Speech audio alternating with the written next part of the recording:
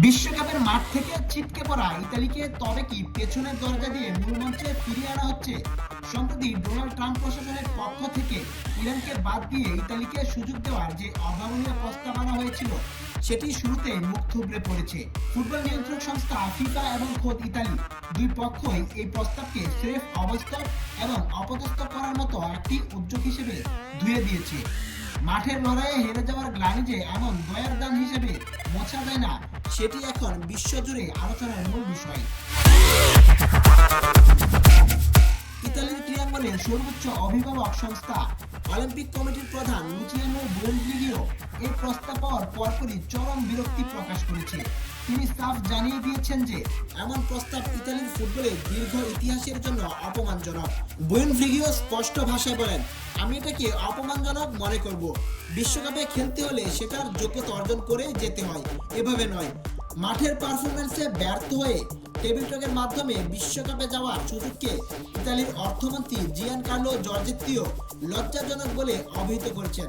তার মতে যোগ্যতার ভিত্তিতে জয়ী হয়ে আসাই হলো সম্মানের।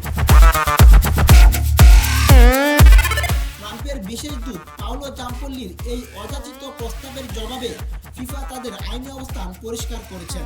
ফিফার নিয়ম অনুযায়ী কোনো কারণে যদি একটি দেশ বিশ্বকাপে অংশ নিতে না পারে, তবে সেই শূন্যস্থান পূরণ করবে সংশ্লিষ্ট মহাদেশীয় কনফেডারেশনের অন্য কোনো দল।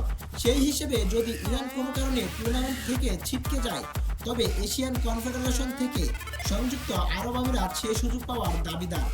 ইউরোপের কোনো দেশের এখানে জায়গা পাওয়ার কোনো আইনি সুযোগ নেই। ফিফা সভাপতি জিয়ান্নি ইনফান্তিনো আগে ইঙ্গিত দিয়েছিলেন যে ইরান যেন নির্বিঘ্নে বিশ্বকাপে খেলতে পারে সেই পরিবেশ নিশ্চিত করার।